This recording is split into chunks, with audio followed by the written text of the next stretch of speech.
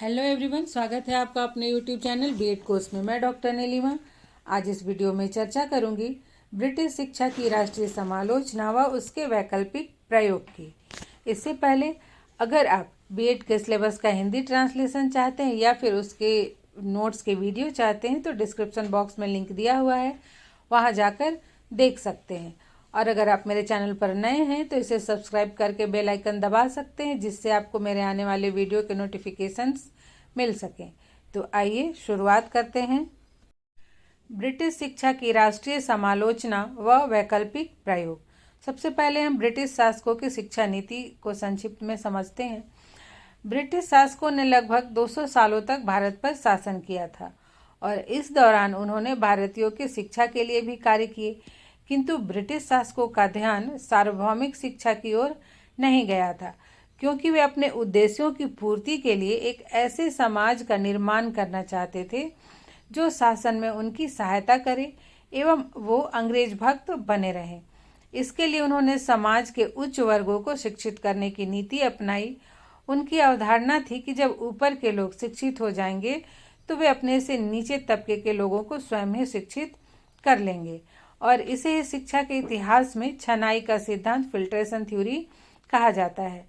देश के उच्च वर्ग जिन्होंने उस समय शिक्षा प्राप्त की, शिक्षा ग्रहण किया, वे निम्न वर्ग के लोगों से घृणा करने लगे तथा अंग्रेजी आदर्शों को ही श्रेष्ठ समझने लगे थे। इससे भारतीय समाज को कोई लाभ नहीं हुआ, बल्कि सामाजिक विषमता बढ़ी। अर्थात अंग्रेजों ने जो भी शिक्षा की व्यवस्था की वो उनका इसके पीछे स्वार्थ था। वे अपने शासन व्यवस्था को सुदृढ़ बनाने के लिए भारत में क्लर्क उत्पन्न करना चाहते थे और इसलिए उन्होंने केवल उच्च वर्ग को शिक्षित करने का प्रयास किया और निम्न वर्ग को के ऊपर उन्होंने ध्यान नहीं दिया। उन्होंने भारत में सार्वभौमिक शिक्षा की ओर कोई ध्यान नहीं दिया। उन्हें भारतीयों को शिक्षित करने से कोई भी मतलब नहीं था। उन्हें बस अपने शासन को सुदृढ़ करने के लिए शिक्षित भारतीयों की आवश्यकता थी।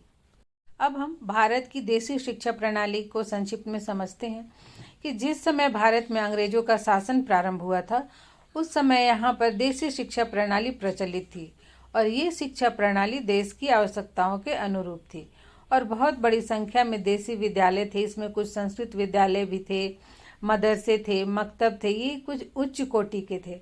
अंग्रेजों ने इस शिक्षा पद्धति की ओर कोई ध्यान नहीं दिया और ना ही इसे प्रोत्साहन दिया। अंग्रेजों ने इंग्लैंड के आधार पर नवीन शिक्षा पद्धति का श्रीगणेश किया हमारे देश में, जो कि भारतीय संस्कृति एवं परंपराओं के अनुकूल नहीं थी। इससे भारत में निरक्षरता बढ़ी और 19वीं शताब्दी के अंत तक अंग्रेजी माध्यम से दी जा रही शिक्षा प्रणाली के अनेक दोष भी स्पष्ट होने लगे थे। इसके लिए 1882 में नियुक्त भारतीय शिक्षा आयोग ने संकेत भी दिया था, परंतु ब्रिटिश शासकों ने इसकी ओर ध्यान नहीं दिया।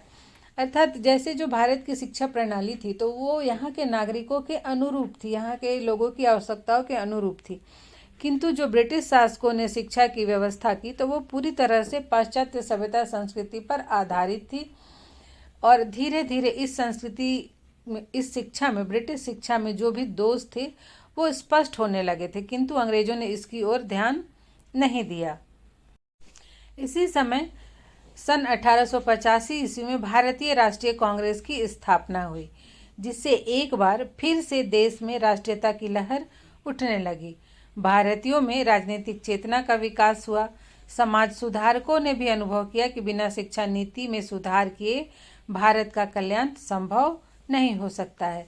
इसलिए इन नेताओं ने शिक्षा में सुधार की मांग रखी ब्रिटिशों के सामने और 20वीं शताब्दी के प्रथम दशक में इस राष्ट्रीयता की भावना को और भी अधिक बल मिला, क्योंकि तत्कालीन वायसराय लॉर्ड कर्जन ने जो शिक्षा नीति पेश की वह कांग्रेसियों को अच्छी नहीं लगी, उसका विरोध होने लगा। इसके पश्चात 1905 में बंगाल विभाजन का प्रस्ताव आया और उसी वर्ष स्वदेशी आंदोलन भी शुरू हुआ। तो विभाजन का विरोध करने के लिए राष्ट्रीय नेताओं ने छात्रों का भी आह्वान किया था और सरकार ने यह आदेश दिया कि विद्यार्थी स्वदेशी आंदोलन में भाग न लें, किंतु भारी संख्या में इस विद्यालय के छात्रों ने आंदोलन में भाग लिया और राजकीय विद्यालयों का बहिष्कार किया। किंतु आंदोलन की समाप्ति के बाद छात्रों का विद्यालय में पुनः प्रवेश मिलना मुश्किल था। तो ऐसी परिस्थिति में राष्ट्रीय नेताओं ने छात्रों की शिक्षा दीक्षा की व्यवस्था करना अपना नैतिक कर्तव्य समझा। अर्थात आंदोलन की वजह से जो छात्र विद्यालय से बाहर हो गए उन्हें पुनः दोबारा से विद्यालय में प्रवेश मिलना मुश्किल था, क्योंकि उन्होंने जो स्वदेशी आंदोलन में विदेशी वस्तुओं विदेशी संस्थाओं का बहिष्कार किया था। तो जो हमारे देश के नेता थे उन्होंने इन छात्रों की शिक्षा दीक्षा की व्यवस्था करना अपना शैक्षिक कर्तव्य समझा और इसके लिए प्रयास आरंभ किए। आंदोलन में भाग लेने वाले छात्रों की शिक्षा दीक्षा की व्यवस्था करने के लिए राजकीय विद्यालयों के समानांतर ही इन नेताओं ने राष्ट्रीय विद्यालयों की स्थापना प्रारंभ की।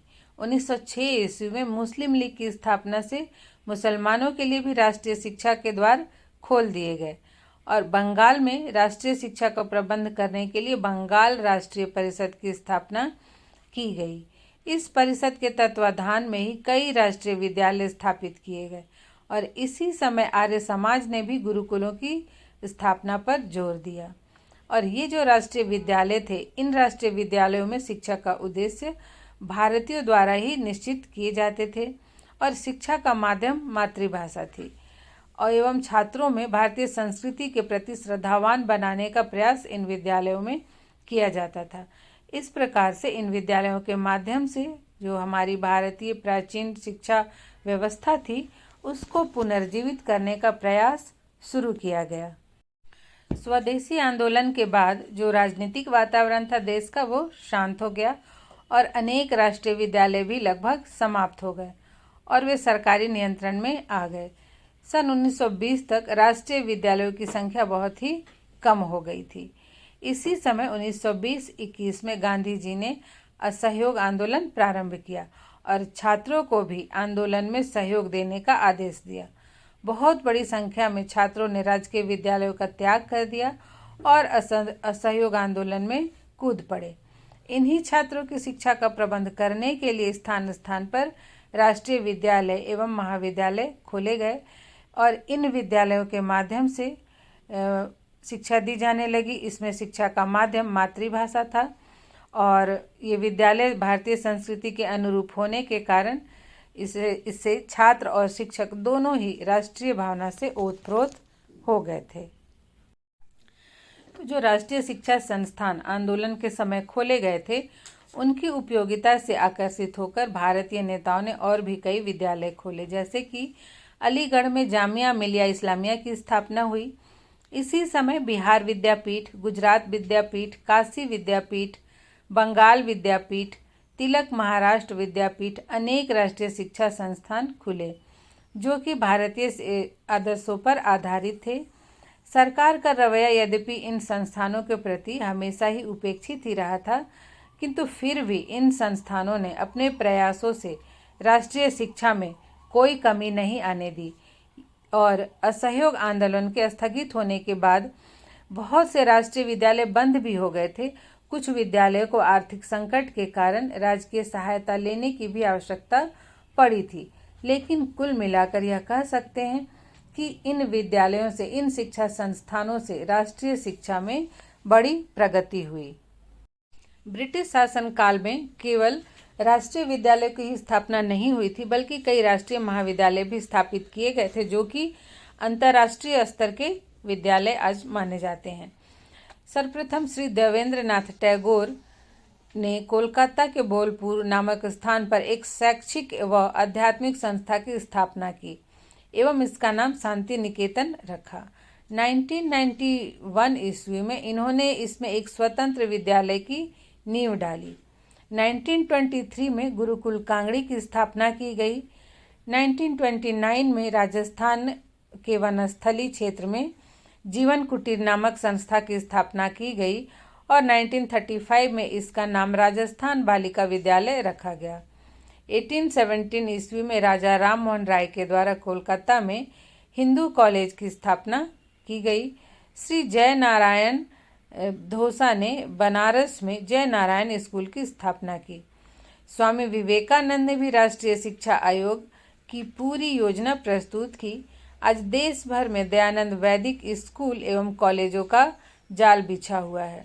यह सब दयानंद सरस्वती द्वारा स्थापित आर्य समाज संस्था की ही देन है और वर्तमान में इसका स्वरूप पाश्चात्यवादी हो गया है, क्योंकि वर्तमान में समाज में अंग्रेजी शिक्षा की मांग बढ़ी है, अर्थात अंग्रेजी भाषा के ज्ञान का बहुत ही अधिक महत्व हो गया है। किंतु फिर भी जो ये दयानंद सरस्वती द्वारा स्थापित स्कूल हैं, डीएवी स्कूल्स हैं, ये भारतीय संस्कृति के संस्कारों को, उसकी परंपराओं को जीवित रखने का प्रयास करते हैं। इस प्रकार ब्रिटिश शासनकाल के दौरान जब आंदोलन चलाया जा रहा था, उस समय बहुत सारे राष्ट्रीय विद्यालय एवं महाविद्यालय स्थापित किए गए, जिसमें से कुछ तो समाप्त हो गए और कुछ का अस्तित्व आज भी बना हुआ है। इसी बीच 1937 ईस्वी में प्रांतीय स्वायत्त शासन अधिनियम के द्वारा शिक्षा जनता के प्रिय मंत्रियों के हाथ में आई। इन्होंने अपने अपने प्रांतों की परिस्थितियों के अनुसार शिक्षा में सुधार लाने का प्रयास किया और अनिवार्य शिक्षा, प्रौढ़ शिक्षा के क्षेत्र में भी कार्य किया। द्वितीय महायुद्ध के समय में सर जॉन सार्जेंट ने युद्धोत्तर शिक्षा सुधार की योजना बनाई। इसे ही हम प्रथम संगठित राष्ट्रीय शिक्षा योजना भी कह सकते हैं। देश में ये जो राष्ट्रीय शिक्षा योजना बनाई गई, इसके विकास में कुछ प्रमुख सामाजिक सुधारकों का भी योगदान रहा था, जैसे कि राजा राममोहन राय, स्वामी दयानंद सरस्वती, पंडित मदन मोहन मालवीय, रविंद्रनाथ टैगोर और केशव कर्वे ने इस राष्ट्रीय शिक्षा योजना के विकास में महत्वपूर्ण भूमिका निभाई थी। उस समय मुस्लिम समाज में भी शिक्षा का प्रसार करने का श्रेय सर सैयद अहमद खान को जाता है। केशव कर्वे ने भारत में स्त्री शिक्षा के लिए कार्य किया। उन्होंने 1916 में महिला विद्यालय की स्थापना की। 1961 में काशी हिंदू विश्वविद्यालय की स्थापना हुई। इस प्रकार से ब्रिटिश शासन काल से ही राष्ट्रीय विद्यालय एवं महाविद्यालय की स्थापना की जो श्रृंखला आरंभ हुई, वह स्वतंत्रता प्राप्ति के पश्चात भी चलती रही। इन शिक्षण संस्थानों में भारतीय संस्कृति के अनुरूप शिक्षा देने का प्रयास किया जाता है। इसमें छात्रों को संपूर्ण व्यक्तित्व के विकास पर भी जोर दिया जाता है, उनके सर्वांगीण विकास का प्रयास किया जाता है। तो इस टॉपिक में जो मुख्य चर्चा का विषय था कि ब्रिटिश कालीन शिक्षा क्या थी, वो कितनी भारतीयों के लिए फ़ायदेमंद थी, उसका भारतीयों के लिए उसका भारतीयों पर क्या अच्छा प्रभाव पड़ा, और उसके विरोध में फिर जो राष्ट्रीय विद्यालय स्थापित किए गए, उसके विकल्प के रूप में जो राष्ट्रीय विद्यालय स्थापित किए गए वो क्या थे और उनके उद्देश्य क्या थे। आज यहीं तक, मिलते हैं नेक्स्ट वीडियो में।